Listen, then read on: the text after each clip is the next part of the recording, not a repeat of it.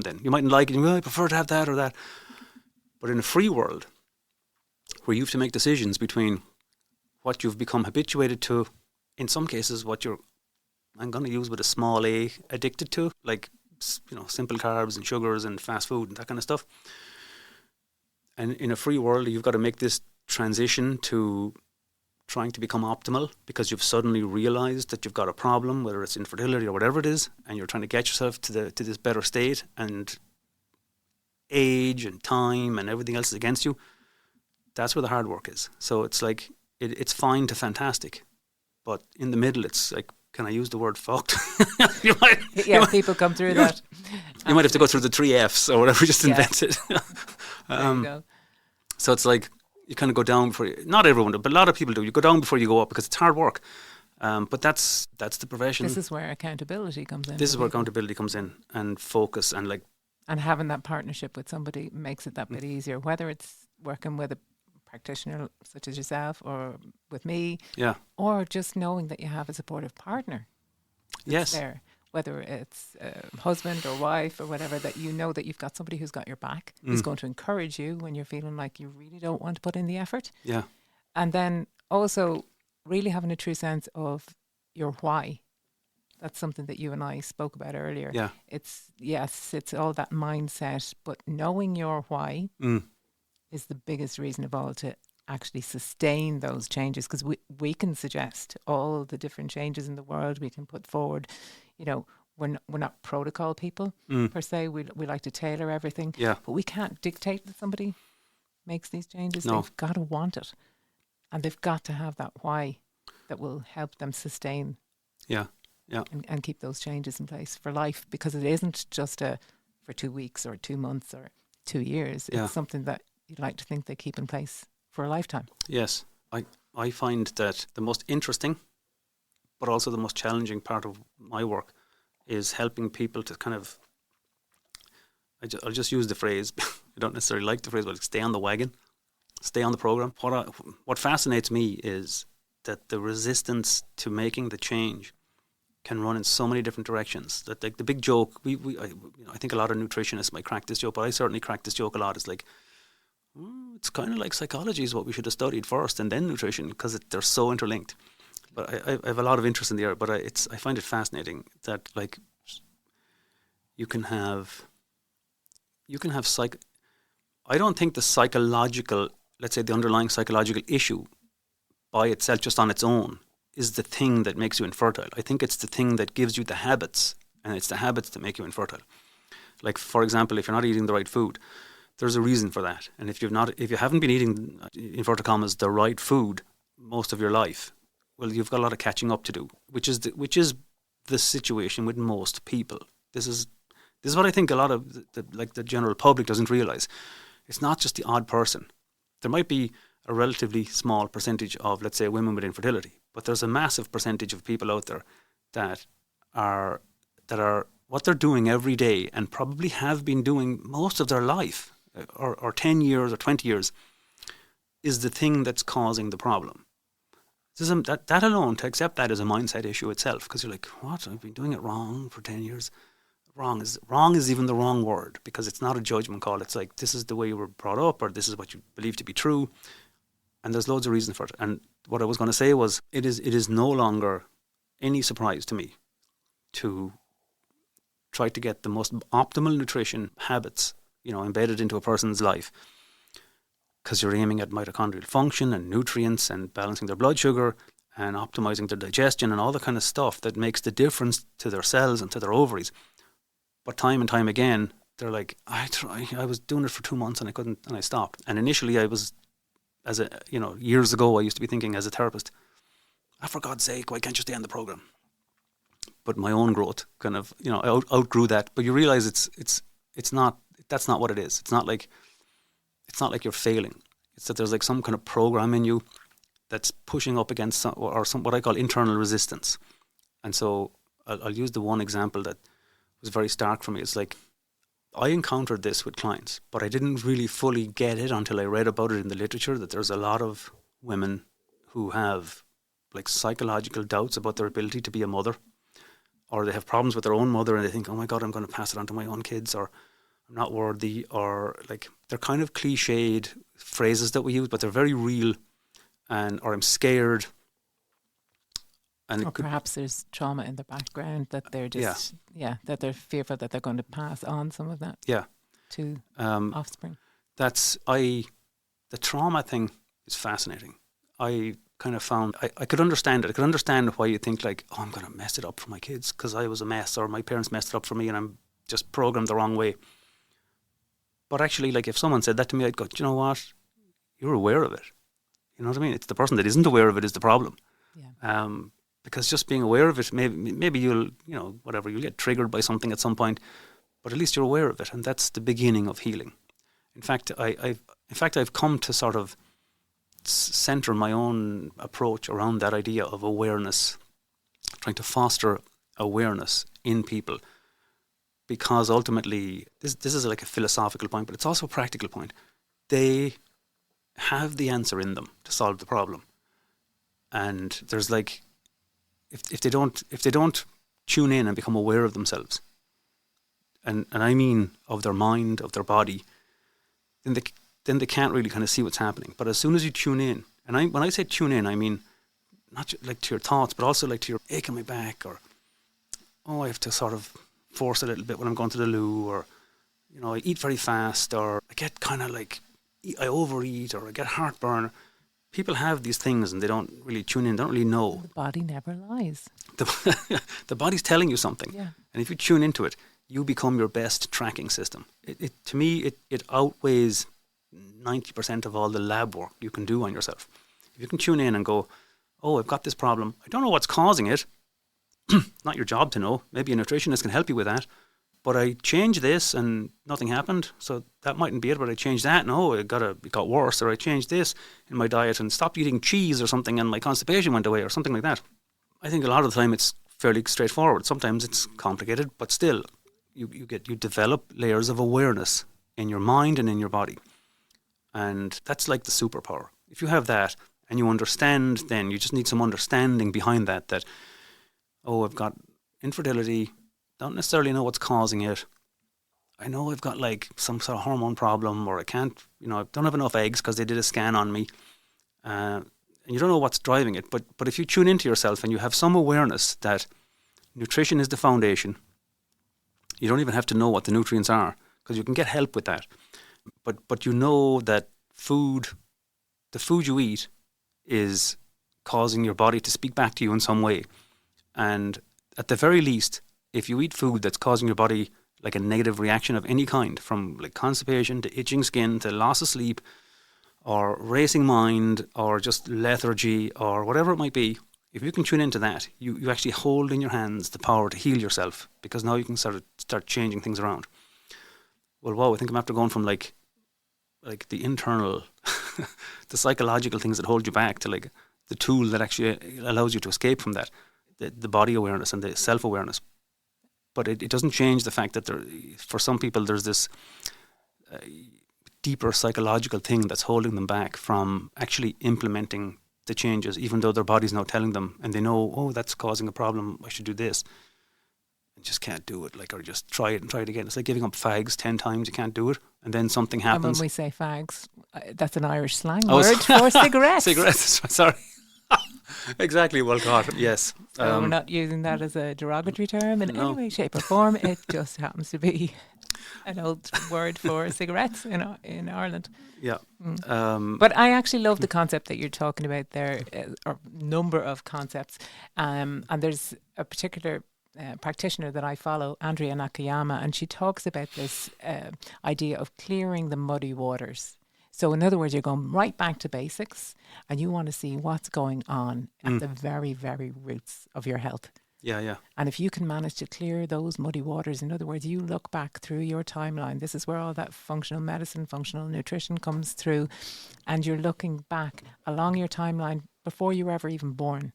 And if you know the story around your birth, whether you were breastfed, all those kind of things, if you can plot those on a timeline and then start to see those never been well since moments along your timeline, that's such an eye-opener for clients.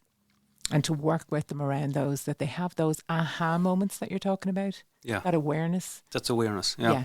And that they're the moments that we can see the light bulbs with clients, and that's where they get the buy-in then. And they just say, oh my goodness, I am the one responsible for this. Initially, maybe somebody comes to us and thinking that we're going to solve the problem for them. We're not. We're just there as guides, as facilitators. So in helping them to pull the story out and to put it out on paper or to just get it right in their heads, then they really can make some dramatic changes. Yeah. Yeah. The tool that you're talking about is like the one that we often use in consultation, where you capture a client's story from as far back as you can, back to their family history, and tell me what happened throughout your life. And you, at some point, maybe not every time, but very often you'll find there was a point where things started to go wrong. So the straw that broke the camel's back. back. And it could be like, oh, that's when I left home and started eating my own food and not my mother's food. Or it could be someone died, or I was in a car crash, or whatever it was. Yeah. So you could be talking big T or little t in terms of big trauma or little traumas. Yeah, exactly. Yeah. And it changes your kind of mindset at the time, changes your habits, and your body changes. So the issues are in your tissues. I like that. Quite literally. Yeah, the issues in your tissues. The solution is in your problem. The problem leads you to the solution, you might say. Yeah, very true. And that can be a stark kind of like, oh God, yeah. Like one of the most common ones. It's almost so common, it's a cliche now. It's like I went to India and I got deli belly. And ever since then, my thyroid hasn't settled down. It's like, yeah, wow, that's like probably an infection that kicked off something in your immune system. Maybe there's something still lingering in your gut bacteria, maybe. Or your immune system flared up.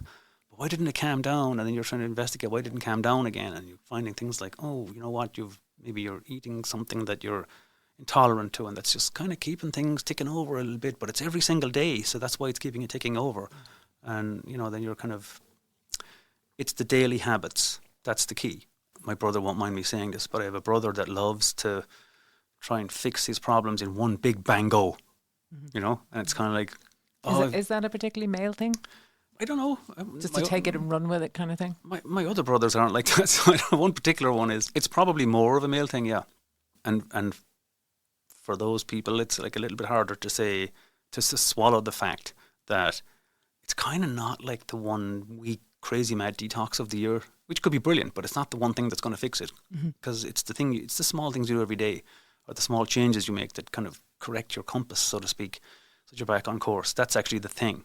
And so you're talking tiny habits. You're talking most of the time. You're talking tiny habits. I mean, it's like, if you think about it, making BJ Fogg. Pardon? Am I right in saying it's BJ Fogg? Who's the that? book Tiny Habits? Oh, I don't know that one. Yeah, excellent book. Well worth a read. And like that, it's about those little habits that, as you say, they accumulate over time towards that bigger goal. Okay. And it's about also finding something you can latch on to. So let's say, for instance, you're brushing your teeth in the morning and you're trying to add in exercise to your day. You can use those moments as the hook, so that you can attach that to that kind of motion. So if you're brushing your teeth, you could do some squats at the same time, but you're tacking them together. So it makes it more likely that you'll form that habit. Yeah. Going forward. BJ Fogg. BJ Fogg, yeah. Very good, yeah, but it is like, if it comes back to like just to kind of foundational nutrition, it's the daily habits. So it's getting the protein in, it's making sure you're looking at your plate. Yeah. How well have I let me jump back actually to the Weston Price story, because it's relevant here. It's like a lot of people who've read something about that particular foundation in America, read some of the story, what they'll say to you is, oh yeah, it was like, it's eating the crap food that made you have bad teeth or made you get sick. But actually what he found, what he documented was, it's not so much, this is a challenge to some people's mind. It's not so much that you're eating in his case it was white flour, white bread, like processed food. It's that they're pushing the good foods off the plate. And it's the lack of the good food that's the problem. But of course, it's a practical thing, because you can only take in so many calories. But if even like a quarter of your calories are from, let's call it junk food, well, that's a big dent into your ability to eat what we call nutrient dense food. But actually, there is cases of people that eat some amount of crap food every day. I don't want to, like, it sounds like I'm going to promote it, but it's like, but if everything else you eat is like heavily nutrient dense, I'll explain what that is in a second. But heavily nutrient dense food, you tend to kind of insure yourself against most of the problems, and that was true for dental, like cavities and stuff. That's what he found. He checked the mouths of thousands of people and photographed them all. His book is full of pictures of people's teeth. So we're looking at like the palates of people who may not have had the adequate nutrients such as folate or whatever, that there's maybe a narrower palate. Stuff like that, yeah. Smaller jaw line, yeah. Crowding of teeth. Crowding teeth, narrow facial features. They tended to be in the people whose parents kind of sort of wandered off the traditional diet and ate the modern food. So it directly affected their ability to produce, let's say, fully formed humans. So like one of the common things was what they call midline defects, which is the narrowing of the palate, or like a hair lip and cleft palate is like a classic extreme example of a midline defect. But a midline is quite literally down the centre of the body. Down the centre of the everything body. That's formed from there, including the heart and exactly, the gut. Exactly. So, yeah. So that's how the body kind of gestates from its early embryonic stage. It kind of there's a midline. There's a very distinct developmental kind of program that evolves from the midline. And so there's a number of different defects you can have because of it.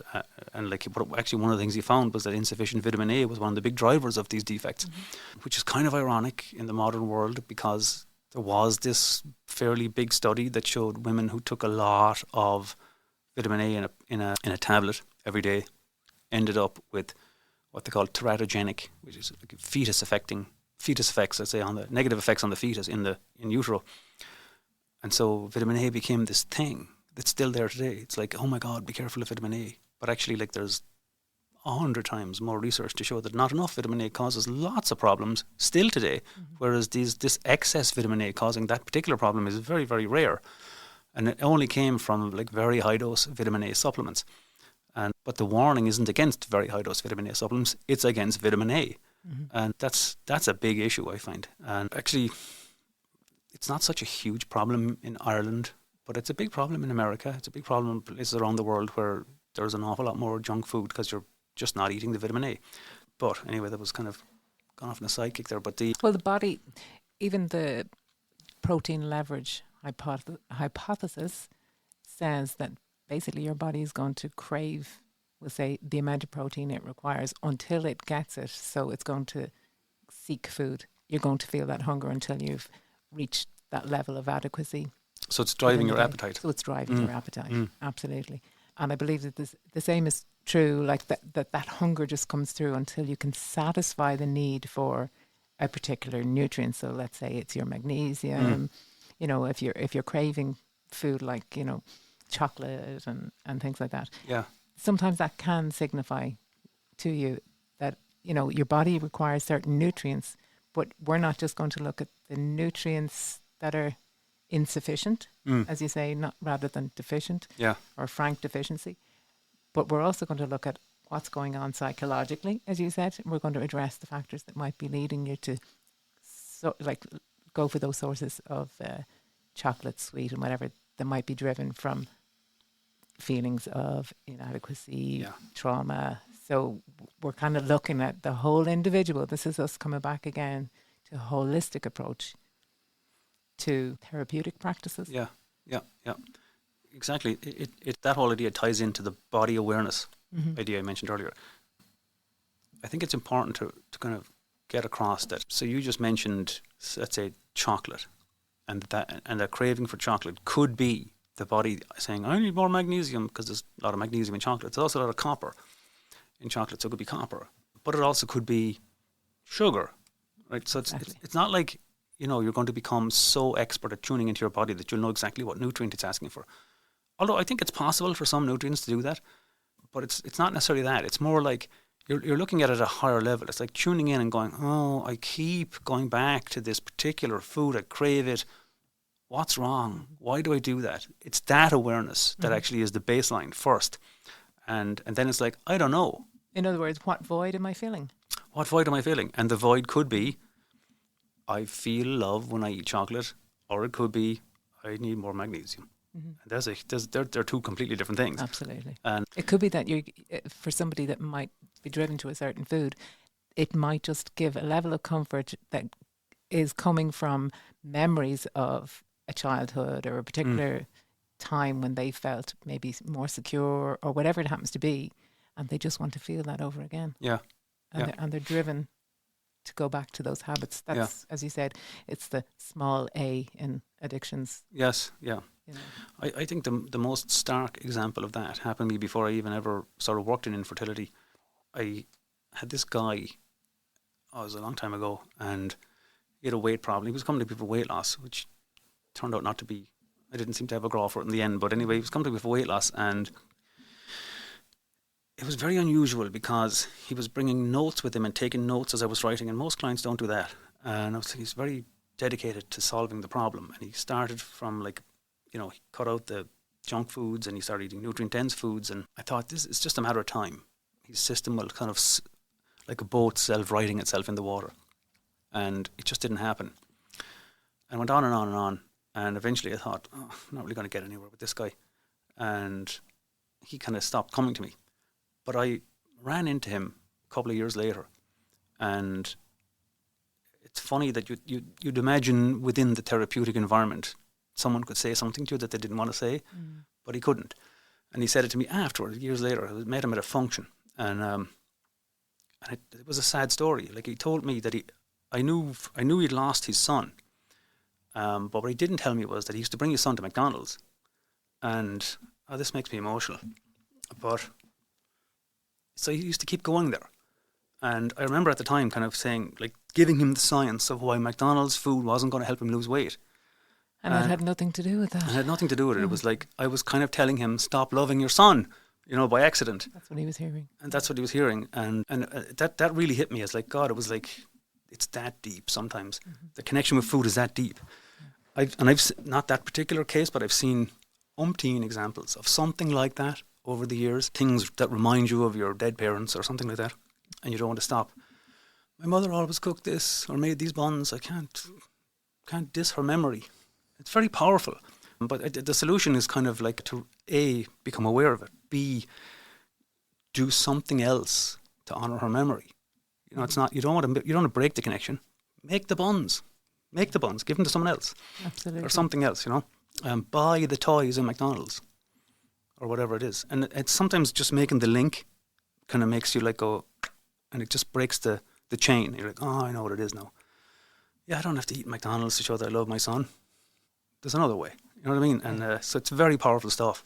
But there's a biochemical, there's a boring biochemical reason for it, which is ultimately that all of our food desires and all of our food needs are intrinsically tied to our survival.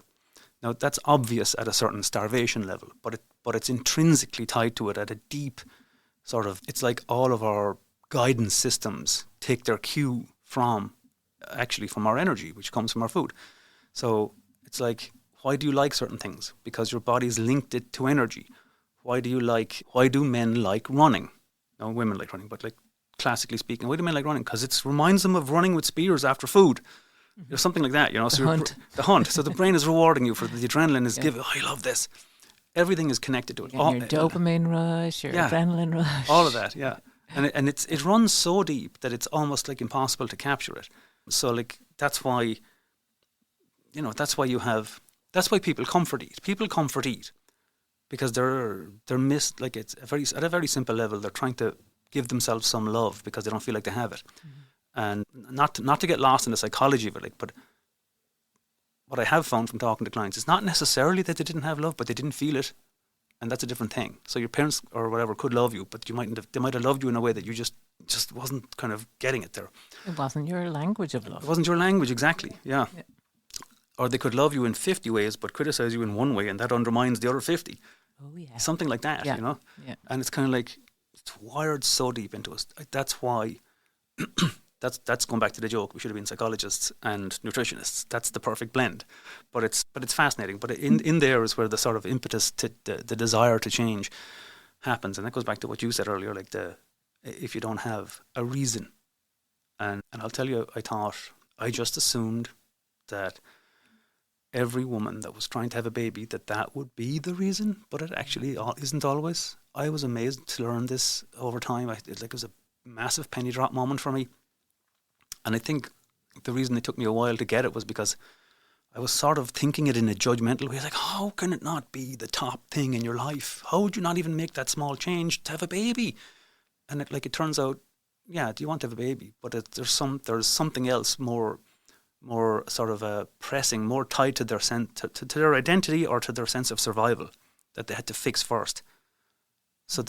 But the good thing about the journey, if you journey towards health in a kind of a self-aware way, you'll tend to find those things that are hidden.